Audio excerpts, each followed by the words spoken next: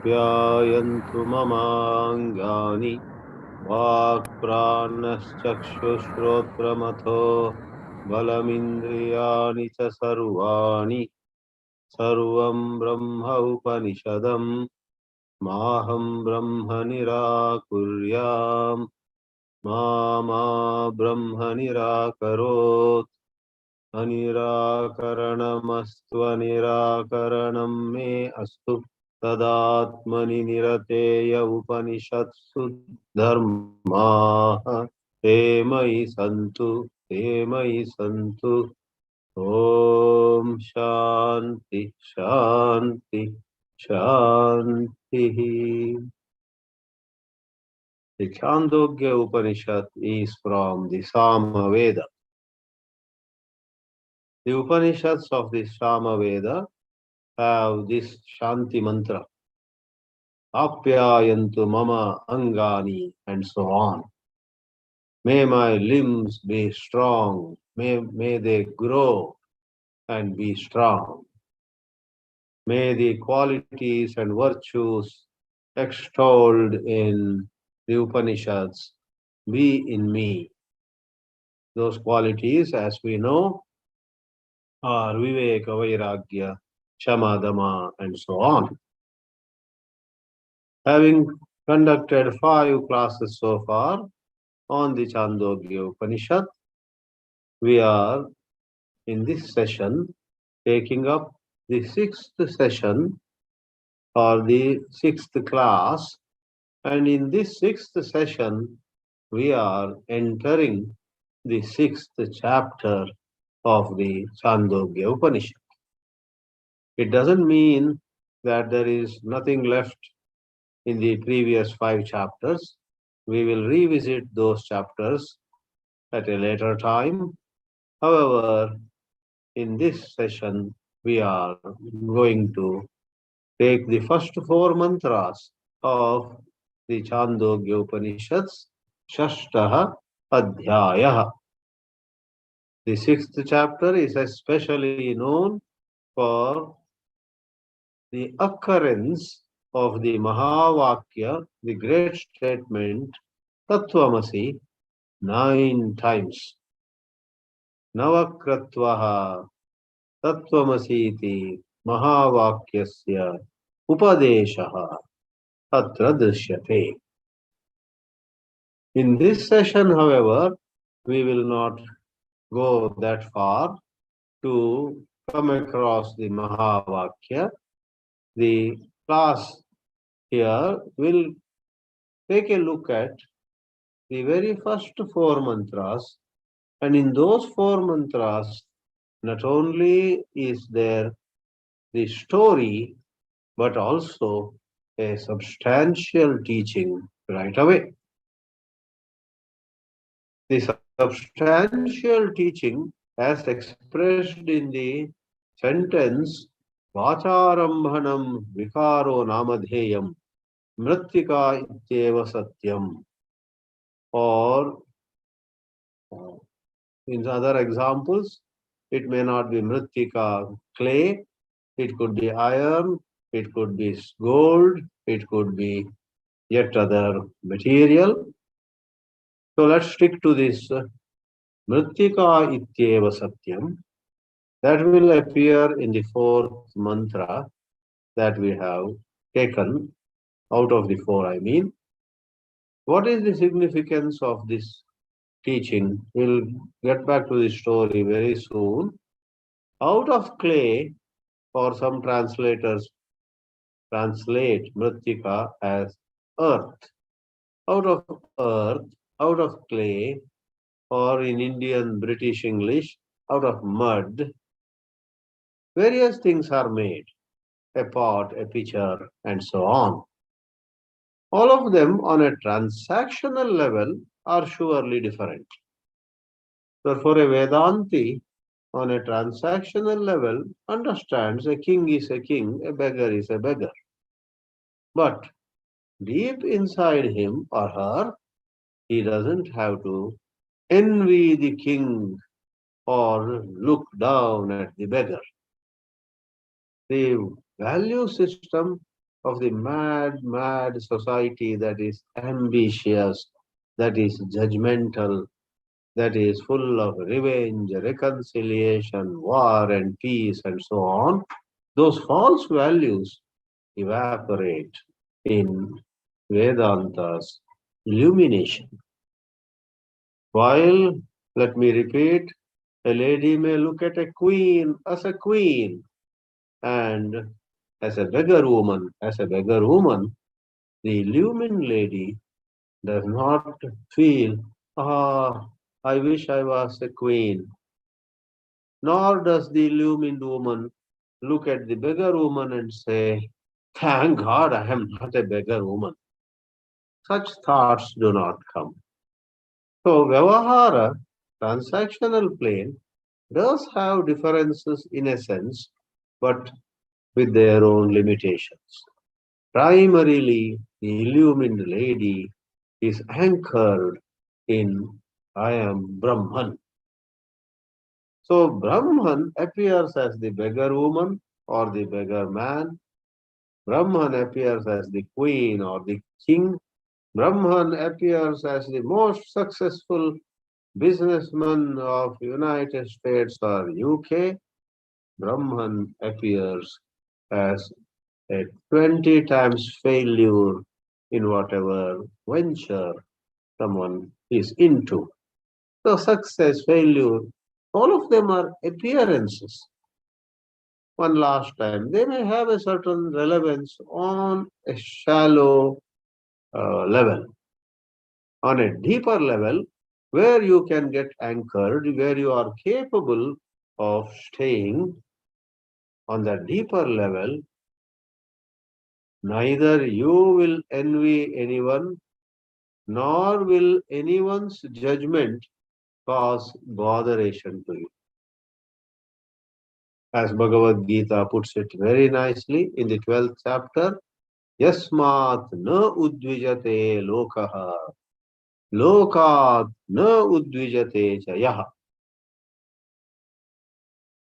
People are not agitated by this person's behavior, nor is this person agitated by people's behavior.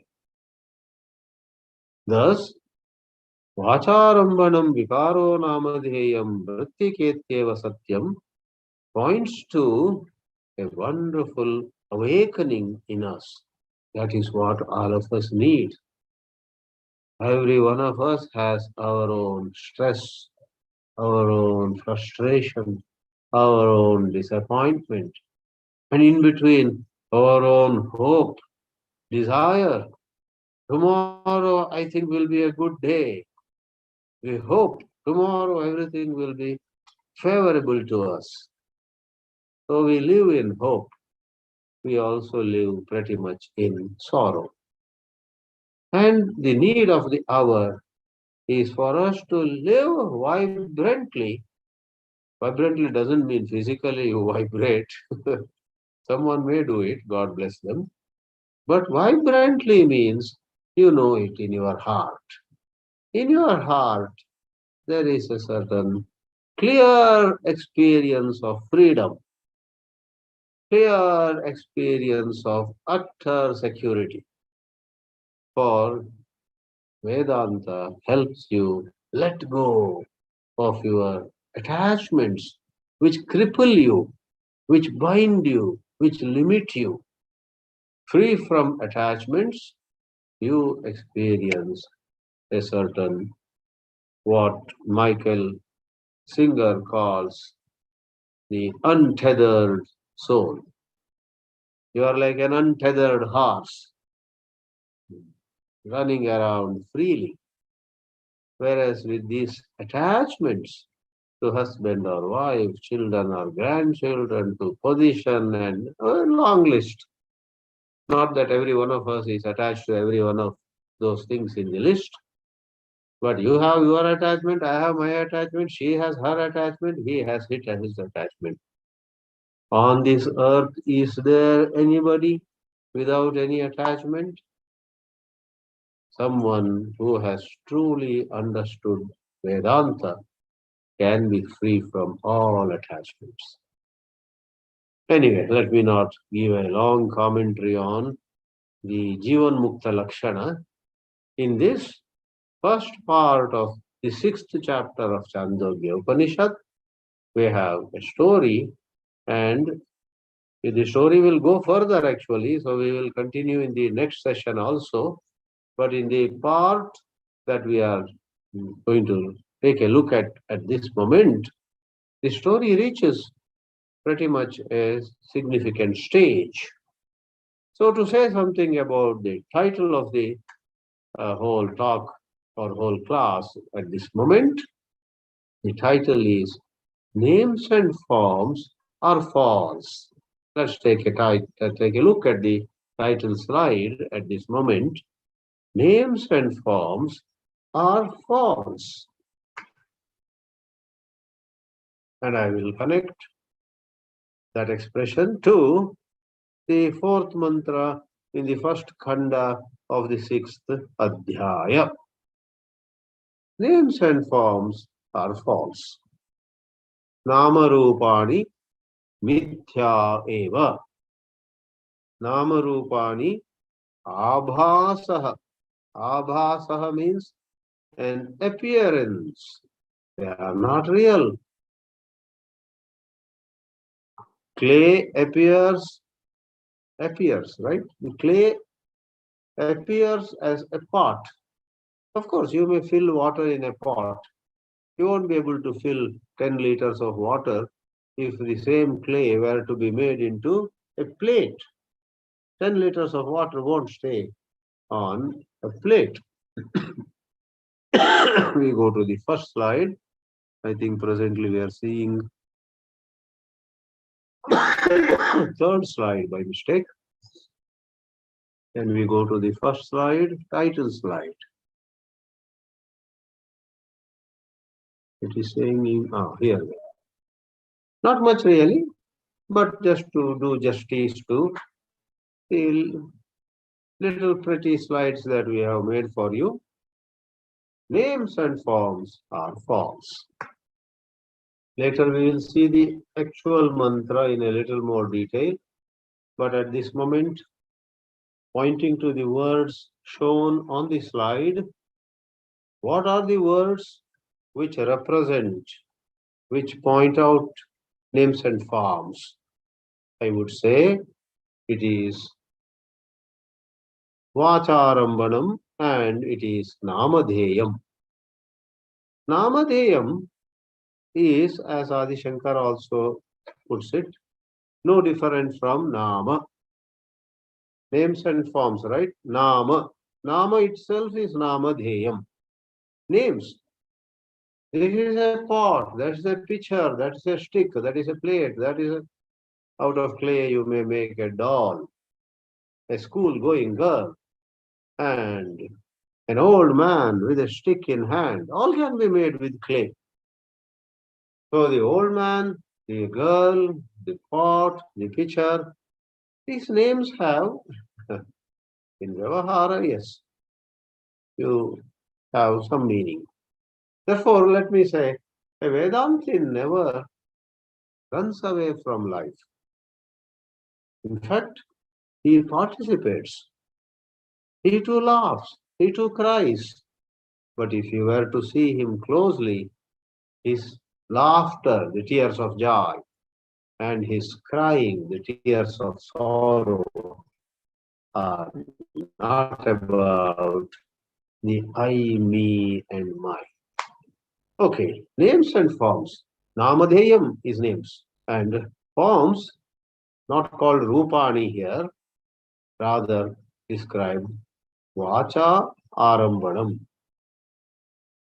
With speech, we say, oh, this is round, this is square, this is cylindrical, this is a man, that is a woman, this is an elephant, shapes, forms.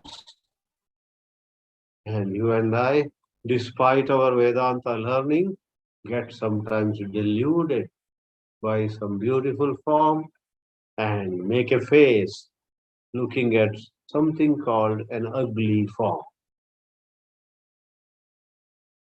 So, all of them are implied by the word vacha arambanam. Vacha means walk.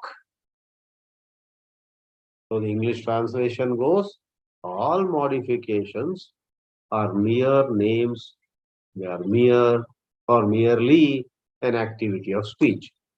So what is the word for modifications? Vikaraha. So vikaraha is the subject of the sentence. Rest of it is the predicate. When you say Julius Caesar was the king of Rome, right? So Julius Caesar is the subject. Was the king of Rome is the predicate. So vikaraha is the subject. All modifications. One of the translations goes, all transformations. What is meant by transformation over there is clay is transformed into a doll. At another place, clay, CLAY, is transformed into a pot. But I prefer modification.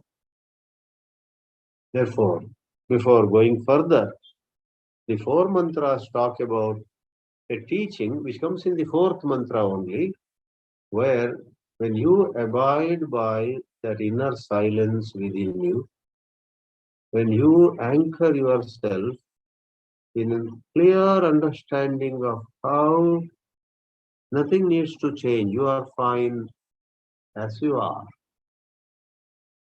You don't have to go to some other place, you don't have to travel in some other vehicle, you don't have to have a different bank balance, you don't have to make this person change or that person change. You have a certain awakening, and the world being what it was, you are at peace.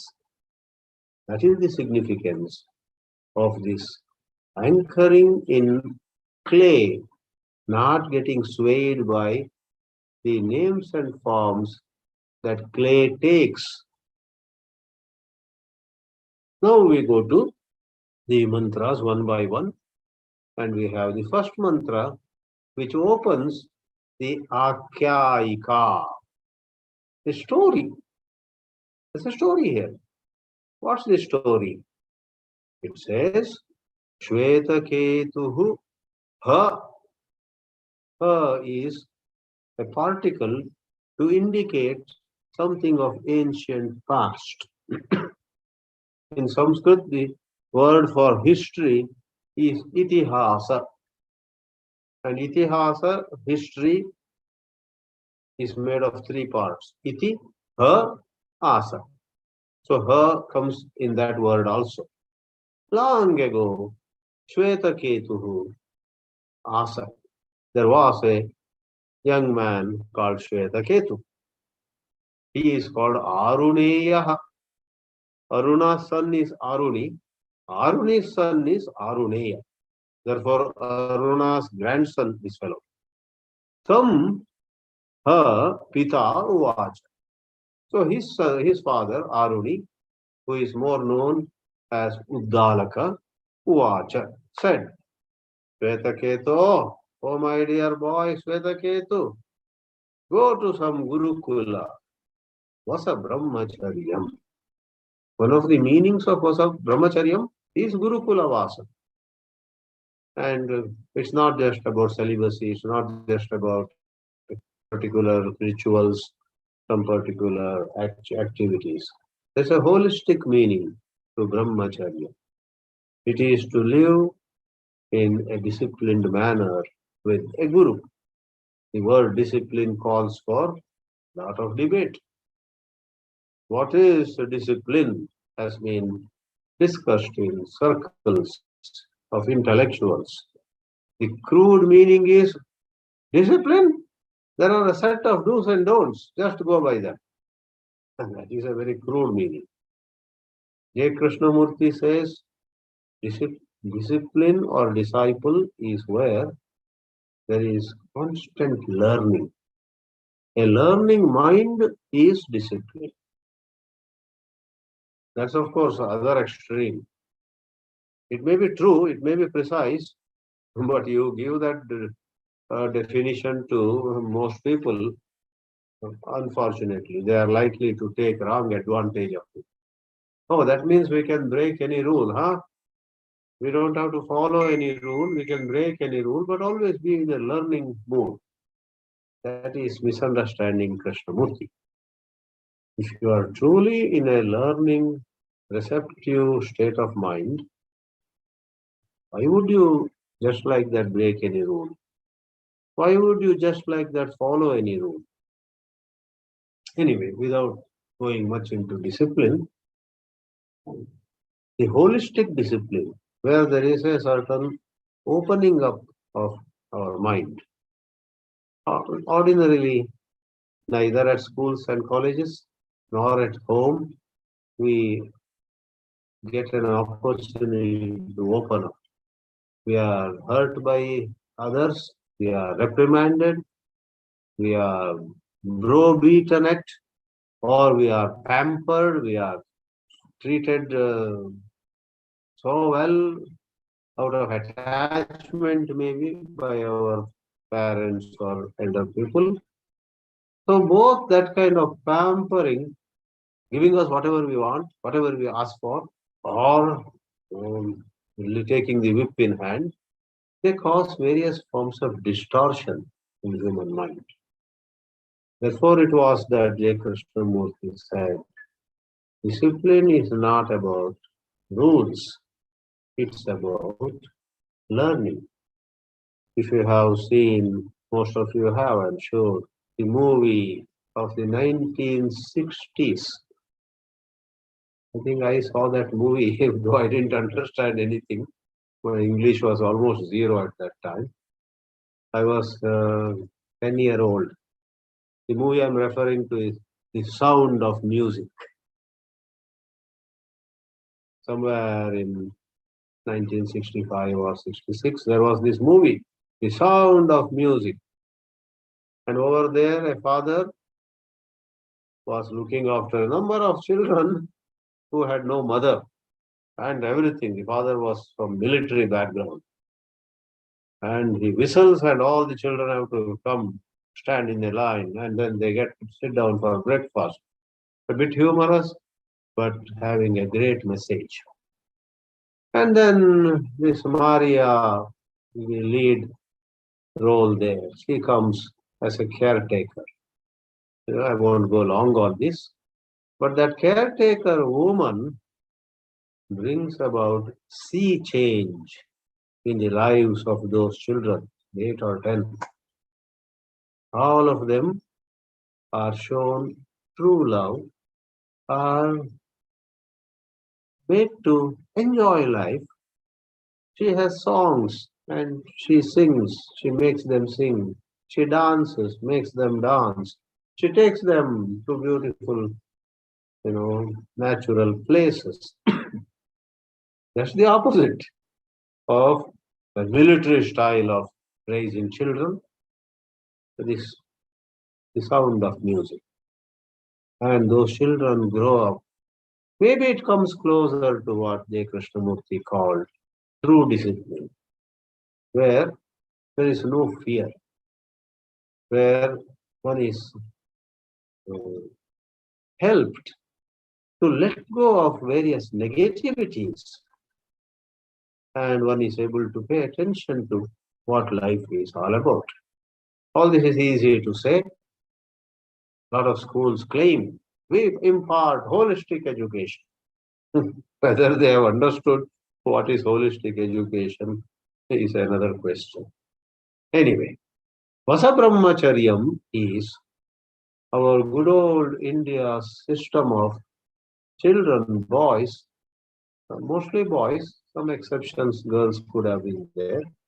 That's a different sociological issue. So the boys would go typically at the age 8 or so.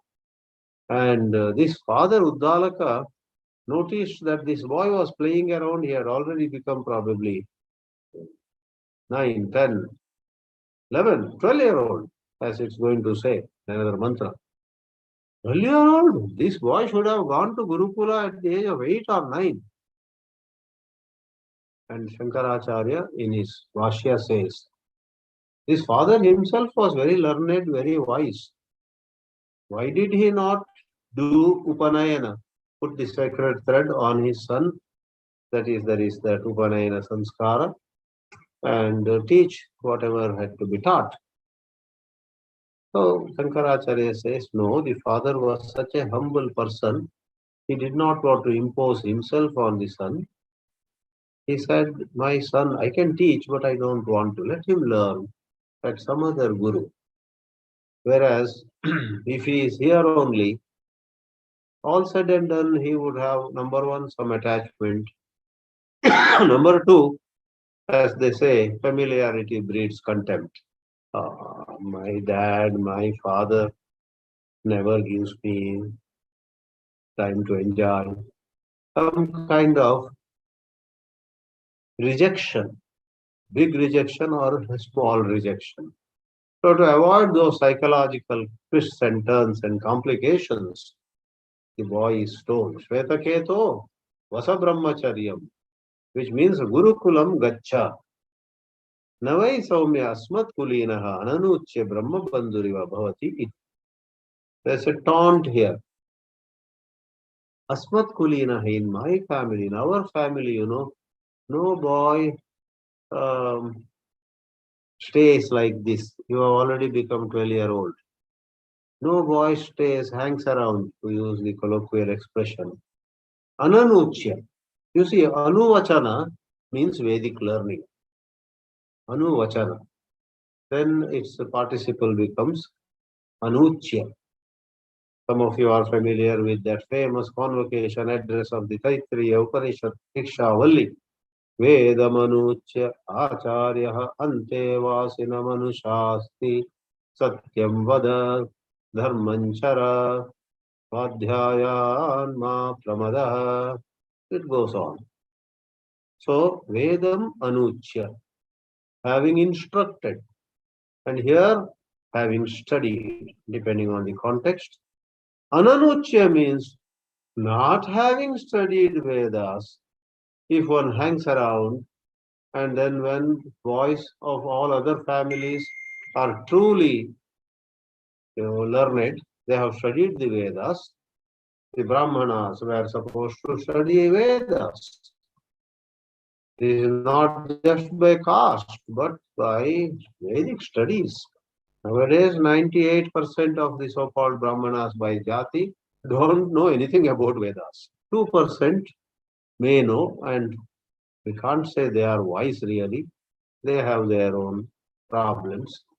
Maybe 1 in 1,000 is a true Brahmana, that is by birth as well as by Vedic education, by certain qualities of head and heart and so on. Anyway, I cannot and will not go to the sociological dimensions, but this is a setting of the ancient India where a Brahmin boy, suppose, did not study Vedas and somehow he got a sacred thread, he has a choti, wears the dress, and in various functions he also poses like, a learned Brahmin. Brahma Bandhu. This taunt I am referring to is, who is a Brahma Bindu? Brahma Bandhu? Shankara in his Bhashya says. Brahma Bandhu is one who joins groups of Brahmins, sits with them, and they are all chanting Vedas. Maybe he just moves his lips, he doesn't know much. Or maybe a little, he knows nothing much.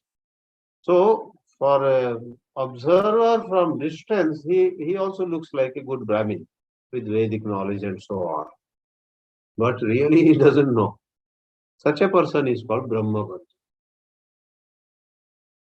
Naam ke vaste, in Hindi they say, for name's sake, he is a Brahmana. Actually, he missed the bus, he missed the boat. He is not learned. So, in our family, no one has been like that. Everyone went for Vedic studies properly, qualified, and therefore, not only by family background, but by the studies and the disciplines observed, Everybody in our family has been a Brahmana. In fact, the very word Brahma can mean Brahmana. But Brahma Bandhu is a taunt. Someone who pretends to be a Brahmana, but inside is hollow. So let's see what Tapasyananji is. Not Tapasyananji, it's a Gambhirananji. One of the translators says about this meaning of this first mantra.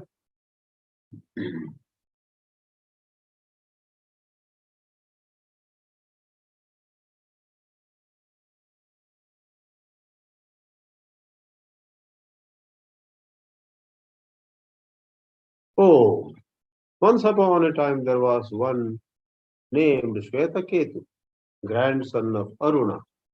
To him the father said, O Śvetaketu, live in the teacher's house as a celibate. O good-looking one, there is certainly none in our line who, without study, poses to be a relative of the Brahmins. Brahmananam bandhu iva is implied by context, as though he is a worthy relative of all others, but actually he is unworthy if he has not studied. We then go to the second mantra, where the story continues, and we find Śvetaketu according to his father's instruction goes.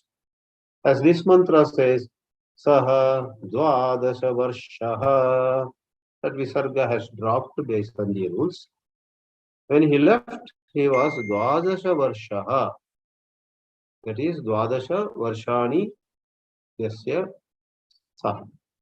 One whose age was 12 years is called Dvadasha Varshaha Balakaha. Upetya, he approaches his teacher. If the father were to take him, that was called Upanayana, taking one's son to a teacher. This fellow, maybe that direction was well known, he went on his own. Anyway, whether he went, his father, his uncle who took him to Gurukula is not of interest to us. Upetya literally means he approached a teacher, and Chaturvimshati Varsha, when he became 24 years old, that means 12 years he spent there. Chaturvimshati Varsha also is an adjective to the boy. When he was 24 years old, Sarvan Vedan Aditya, having studied all the Vedas, he comes back. Eyaya. Third line has the word Eyaya. Eyaya means came back to his father. Mahamanaha, the very appearance of his was as though he was very learned. Anuchanamani. Ani means thinking of himself as having gained great amount of Vedic knowledge. Stabdaha. Some of you know that stamba means a pillar. Like a pillar, he would not bend. A pillar doesn't bend. He has come back to his father. There are other elders around. And there are generally, a few people receive him, but he is like a pillar. He stands straight. Or even if he bent a little for the sake of showing some respect, everybody could make out that this boy is too proud. So the father, a bit concerned, asks him. Let's read the translation itself, or rather, translation of this part, and then what his father asks also we'll see. So we have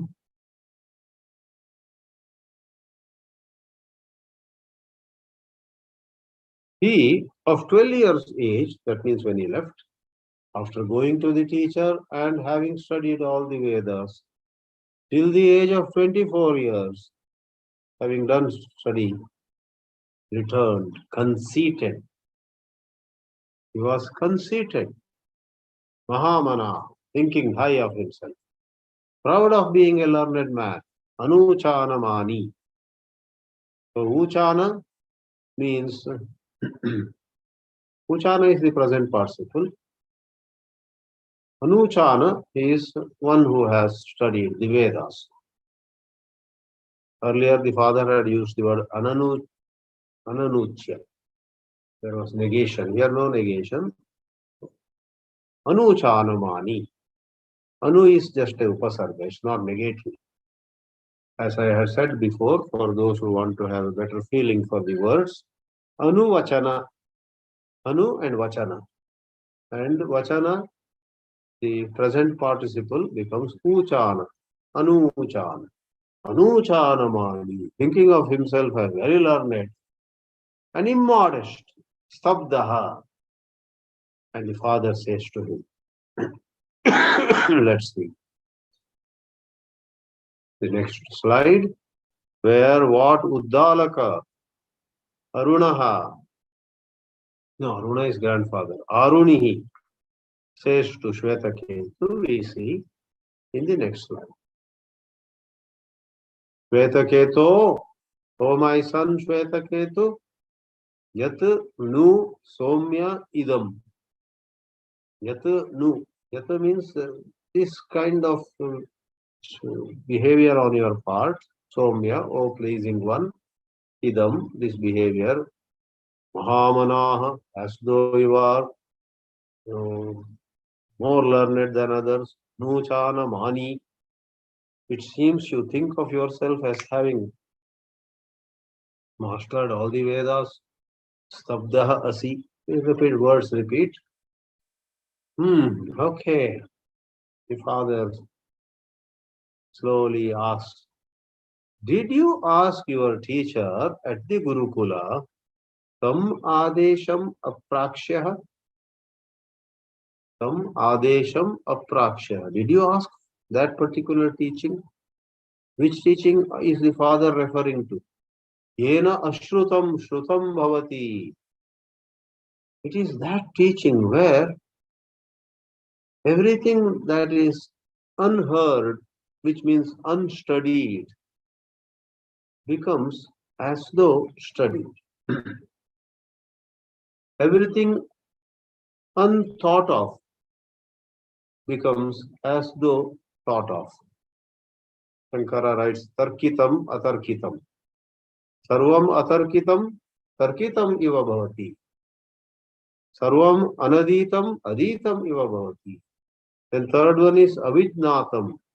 Lot of things which you had not understood at one go become as though understood. I am adding as though because the Brahmajnana about which this whole matter is not about literally knowing all the subjects under the sun. Let me very clearly say, nor is it about avoiding study, laziness. No. One studies as openings take place, as opportunities arise, and as one studies one's own Swadharma. See, some of us are by Swadharma meant to study a lot. Some of us are by Swadharma or by various situational reasons are not in a position to lay our hands on a whole lot of knowledge. So there are other factors. That's a different issue. But here is the psychological dimension. Whether literally you have studied a dozen subjects, half a dozen languages, etc., or literally you have not, there's a problem with humanity wherever you go. People carry a feeling of, I missed that out. I wish I had known it. I wish I had learned it. I wish I had that skill. Maybe you listen to somebody who speaks wonderful English. That's not an issue. If when you listen to someone whose English is very good, pronunciation-wise, grammar-wise, what they call diction and many things, suppose your heart sinks. That is the problem Vedanta will bring. If you have truly understood Vedanta, if you admire someone who sings well, who speaks well, who dances well, who travels well, who manages finance well, who is excellent in administration, whatever it is. If you have understood Vedanta, when you meet any of these, your heart will not sink. You would rather say with a childlike innocence, wow, I must learn from this person, whatever little I can. It's never too late. I'm already 72, but I think I get a chance. If I get a chance, I will learn some singing from him, some speaking from her. Other day, some 74-year-old lady said to me, good news, she said. I said, what is the good news? Good news meaning, you will be happy to hear this. What is that? Tell me, I said. I have started learning Sanskrit. At the age of 74, she has started learning basic Sanskrit. Wonderful. That spirit. If you like, love. If you think it's not possible at this age, forget it. But at no cost, feel low, and at no cost, feel superior because you sing well or speak well or write well or travel well, etc. So this is the understanding. This should be very clear. Ashrutam shrutam bhavati. Suppose you had some pain in your bosom that you had never gone to Germany. Then you get a chance, you go to Germany, not for 10 days, for 1 month. You live 2 years there because your daughter is working there. And you go to different places in Germany, etc. That is literally Ashrutam Shrutam Bhavati. Till 2020, you had not stepped on the soil of Germany. In 2022, you have traveled widely in Germany and you know so much. You learned even the language to some extent. That is literally Ashrutam Shrutam Bhavati. Vedanta is not about literally hearing things which you had not heard, seeing things which you had not seen, thinking about things which you had not thought of. No need. Therefore, you must understand there is an implied Iva. Now, when father asked the son this question, did you learn this from your teacher? The son is embarrassed, to say the least. The son, a moment ago, was feeling so proud of himself. In front of his parents and some other ladies and gentlemen of the small town, he was thinking high of himself. Now he said, oh my God, I don't know. First of all, he asked, Katham nu bhagavah sa adesho bhavati. What is that teaching? What teaching are you referring to?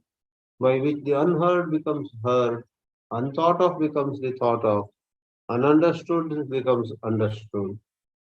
Katham sa adesha bhavati. And let's quickly see the English translation.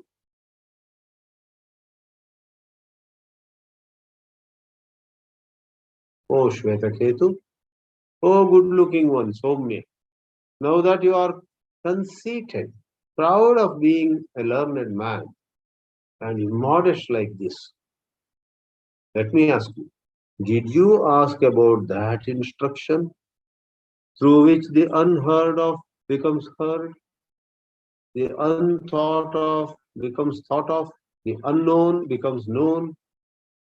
Śvetaketu asked, O Venerable Sir, addressing his own father, O Venerable Sir, in what way is that instruction imparted?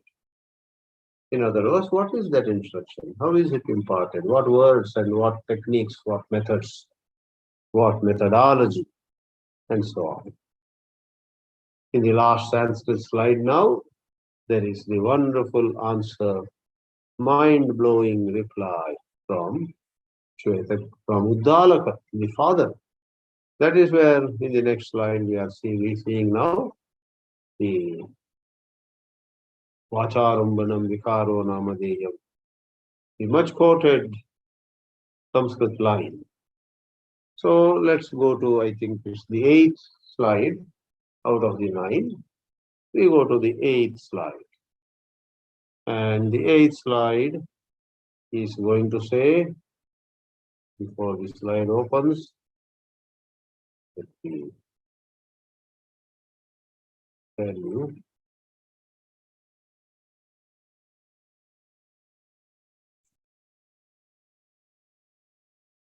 So, fourth mantra says, the father says to Śvetaketu, Yatha somya ekena mritpindena sarvam mrunmayam vijnatam syat.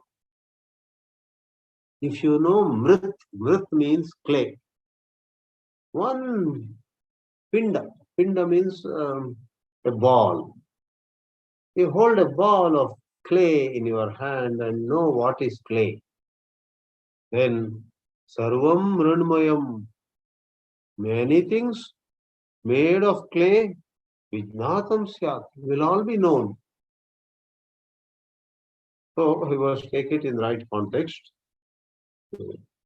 If you know a piece of gold, we don't literally mean you know all ornaments under the sun.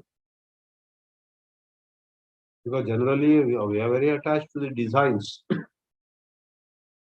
numerous designs, numerous kinds of nose rings and earrings and necklaces and bangles and anklets, etc. The Rishi is not talking about those designs because designs are the externality. Gold, it is all gold.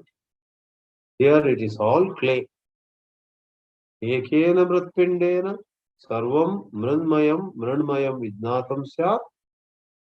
And I'll say now in the prose order, vikaraha, in this world, not only outside but you yourself, you stand before a mirror and look at yourself and feel sad or maybe feel happy, feel proud.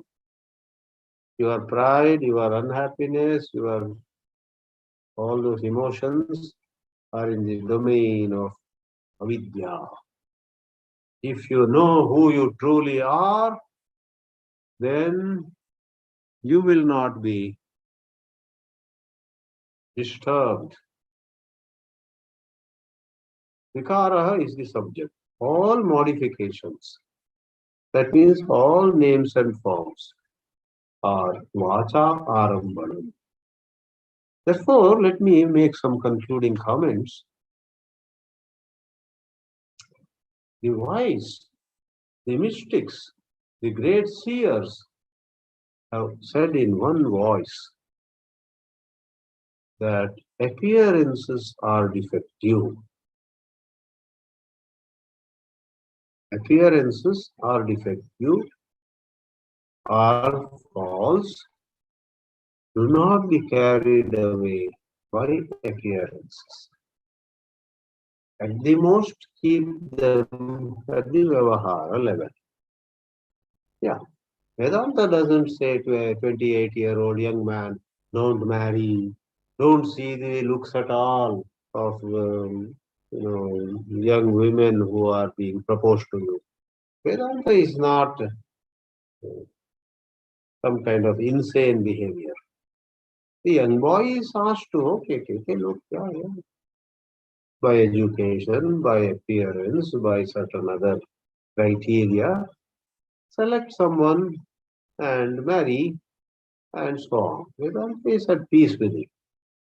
But in those moments when the boy, now, soon after marriage or 5 years after marriage, whenever, wants to look at life on a deeper level, then Vedanta says, please know, you opted for this girl who looked very pretty to you, God bless you. We don't blame you even now.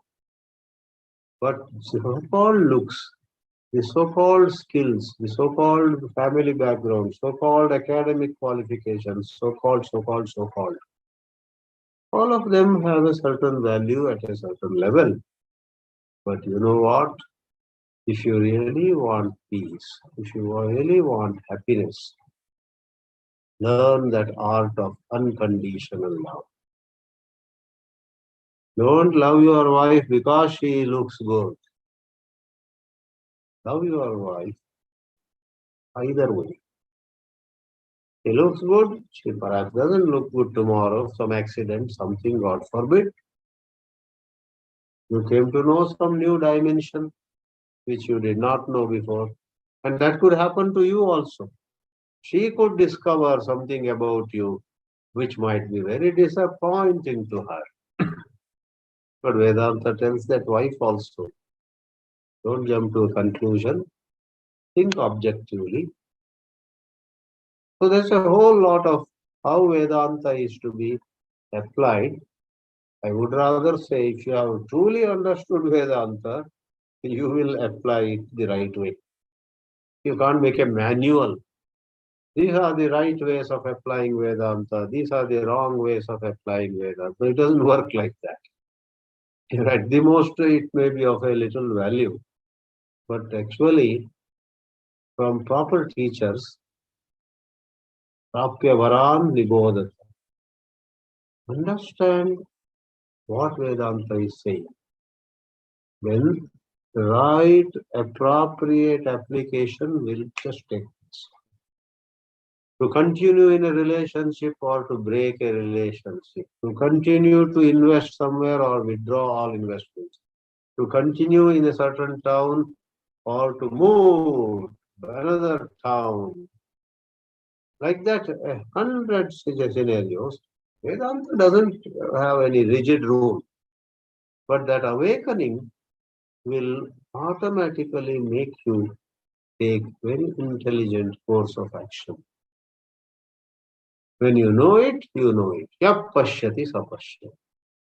Therefore, friends, let me conclude this particular session saying in the very first four mantras of so many mantras that, let me tell you how many mantras I sat and counted. The sixth chapter has 69 mantras in 16 sessions, khandas, sessions, sections, I should say. The first khanda has 7, the second has 4, there are several with only 3 mantras each.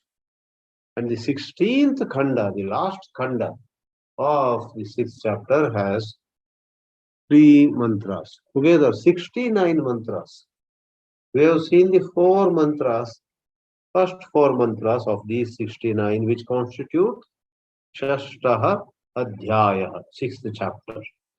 And in these 4 mantras, we have got a lot of food for thought, especially how we need to get down to that inner silence where our judgments, likes and dislikes, etc., all melt away. We look at all with eyes of love, irrespective of their wealth or looks or accomplishments and position, etc. That inner silence. In recent times, people like Eckhart Tolle have talked about stillness speaks. That's one of his books. Ramana Maharshi always talked about the glory of silence. Silence. This understanding, Mritika ityeva satyam, play alone is true, is another way of putting that truth. Silence is golden. In silence, you discover your own lovableness, you discover the lovableness of anyone and everyone. Om Namah Shivaya.